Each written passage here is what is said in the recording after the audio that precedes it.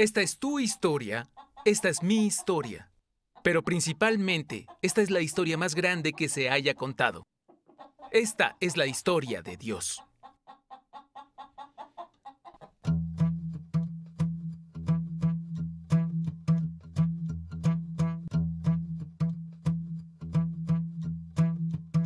En el primer año del reinado de Ciro, rey de Persia, y así se cumpliera la palabra del Señor por medio del profeta Jeremías.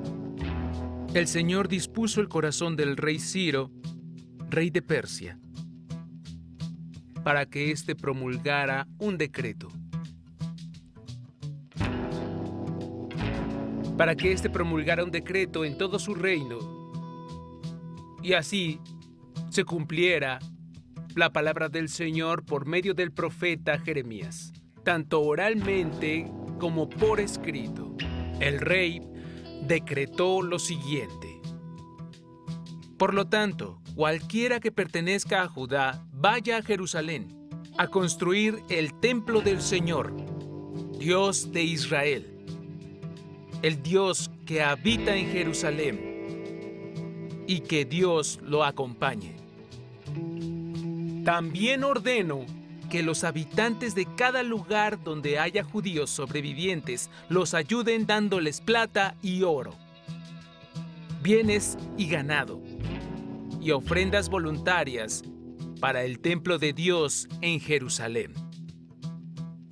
Entonces los jefes de familia de Judá y Benjamín, junto con los sacerdotes y levitas, es decir, con todos aquellos en cuyo corazón Dios puso el deseo de construir el templo, se dispusieron a ir a Jerusalén.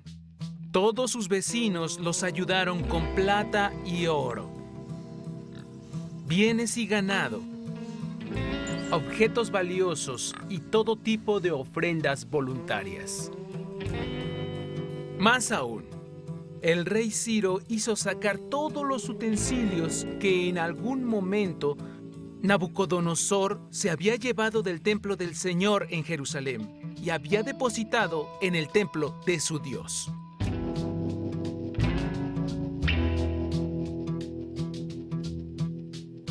Sesión 19. El retorno a casa.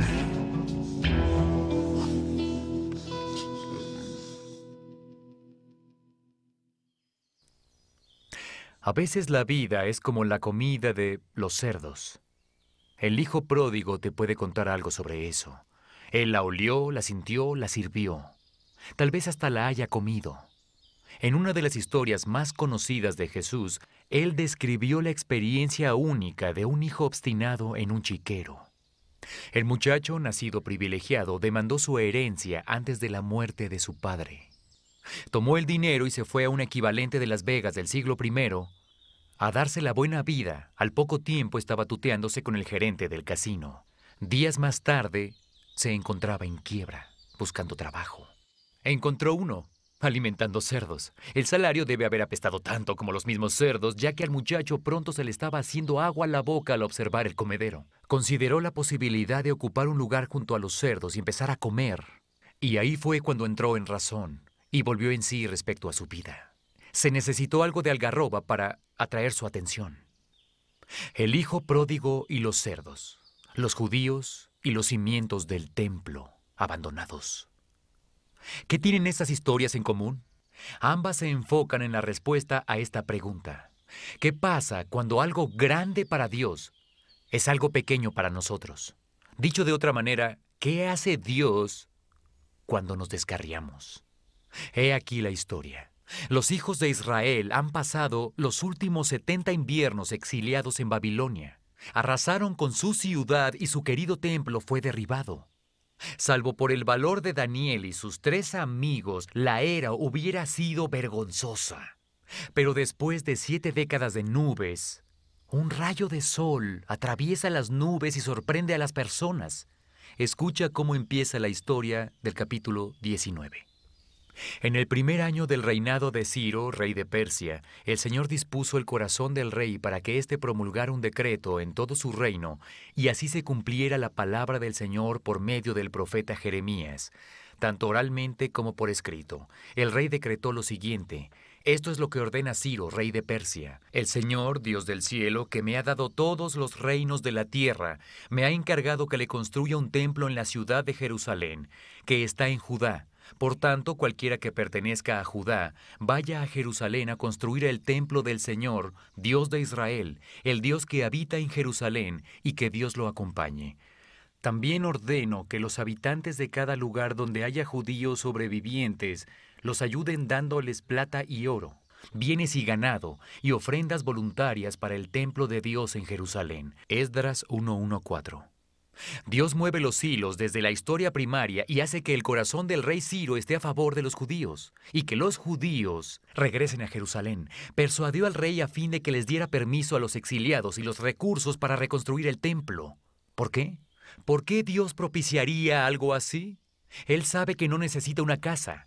Dios no habita en templos hechos por humanos. Él no necesita un lugar para vivir, pero sí desea usar una imagen.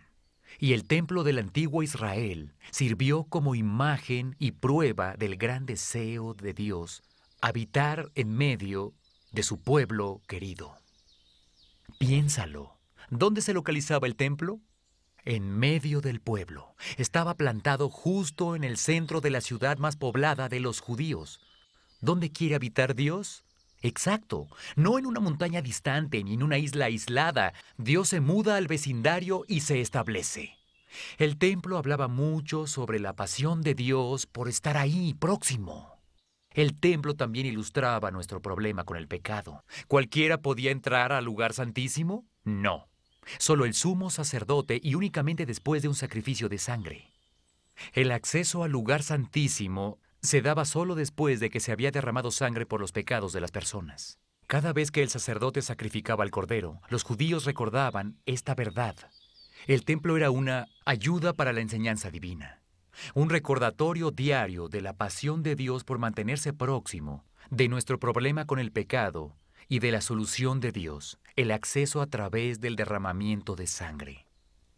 Y ahora, después de 7 décadas sin una herramienta de enseñanza, era hora de reconstruirlo.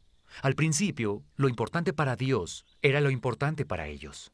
Los desertores y los extraños intentaron primero infiltrarse y luego desanimar a los constructores del templo, pero los judíos mantuvieron su decisión.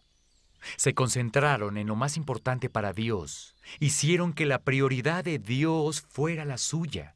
Pero después de unos años, comenzaron a cansarse. Tal vez juntar piedras era demasiado agotador, o las críticas eran demasiado fastidiosas. Tal vez comenzaron a pensar en sus propios proyectos, sus granjas, sus casas y negocios. Uno por uno, poco a poco, persona a persona, se alejaron de lo importante que era Dios y dejaron de trabajar en el templo. En la historia secundaria, la prioridad de Dios se volvió algo pequeño. Se concentraron en sus propios hogares y en sus negocios. Seguramente razonaron: volveremos a ocuparnos de la casa de Dios la próxima semana, el próximo mes, después de la cosecha, cuando llegue el año siguiente, y antes de que se dieran cuenta, ya habían pasado 16 largos años. 16 años, suficiente tiempo para que creciera la hierba y cubriera los cimientos, suficiente tiempo para que las naciones vecinas concluyeran que el Dios de Israel no era digno de devoción. Suficiente tiempo para que una generación de niños judíos viera el templo abandonado como el proyecto de una construcción olvidada. Mientras la casa de Dios languidecía, las casas de los judíos florecían. Casas lindas con paneles. Los antiguos exiliados construyeron negocios y empresas, y para su sorpresa, cada día eran más miserables. Vamos a resaltar las palabras de Ageo. ¿Acaso es el momento apropiado para que ustedes residan en casas techadas mientras que esta casa está en ruinas? Así dice ahora el Señor Todopoderoso. Reflexionen sobre su proceder. Ustedes siembran mucho, pero cosechan poco. Comen, pero no quedan satisfechos. Beben, pero no llegan a saciarse. Se visten, pero no logran abrigarse. Y al jornalero se le va su salario como por saco roto. Así dice el Señor Todopoderoso. Reflexionen sobre su proceder. Vayan ustedes a los montes, traigan madera y construyan mi casa. Yo veré su reconstrucción con gusto y manifestaré mi gloria. Ageo 1:4-8. ¿Sabes cómo responde Dios al letargo y las prioridades que no vienen al caso? Ya lo leíste. ¿Te preguntas qué hace Dios cuando hacemos que lo importante para Él sea algo sin importancia para nosotros y los pequeños asuntos se vuelvan importantes? Ahora lo sabes. Tengamos cuidado aquí. No necesitamos atribuir todos los contratiempos o luchas a la disciplina de Dios. No tenemos que volvernos filosóficos con relación a todas las luces rojas o las jaquecas. Sin embargo, hay temporadas de luchas ordenadas por Dios. Tiempos de un vacío total. Esos días existen con un propósito, volver nuestros corazones de nuevo hacia Dios. Cuando nada sacia nuestra sed más profunda, cuando ningún logro sacia nuestra hambre incesante, cuando las sequías convierten nuestros campos en desiertos y nuestra jubilación son solo monedas, ¿qué podemos hacer? La respuesta es clara. Reflexiona sobre tu proceder. Evalúa tus prioridades. Establece tus estrategias. ¿Lo más importante para Dios lo es para mí? Para muchos de ustedes, la respuesta es un rotundo sí. Otros tendrán que dar una respuesta diferente e incluso otros estarán leyendo la historia del templo olvidado y pensando, esta es mi historia. También tú fuiste liberado de Babilonia, como los judíos te liberaron, no de la cautividad en el extranjero, sino de los químicos, de una ambición egoísta, de días vacíos y noches solitarias, de la búsqueda superficial de las cosas materiales. Pusiste a Babilonia en tu espejo retrovisor y volviste a casa. Le entregaste tu corazón a Dios y dedicaste tu vida al trabajo de Dios, pero luego llegaron los niños, la promoción, la transferencia, las horas largas, los viajes de negocios. Y con cada día que pasó pensabas menos en el trabajo de Dios y más en tu trabajo. El diezmo se convirtió en una propina, las oraciones en citas rápidas. No te olvidaste de Dios, pero tampoco te acordaste de Él.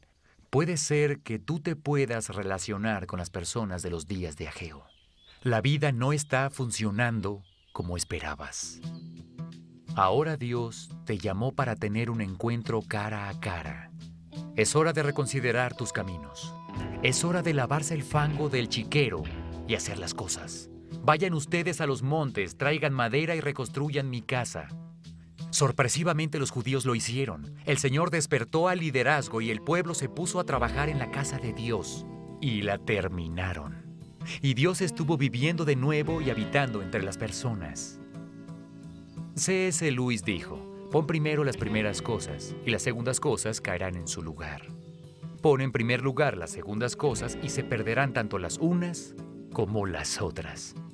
El hijo pródigo aprendió eso. Puso primero a su padre y le dieron un asiento en la mesa. Conforme el plan de Dios de ofrecer su solución final a través de Israel se sigue desarrollando, prestémosle atención al reto de nuestras vidas de hacer que lo importante para Dios lo sea para nosotros.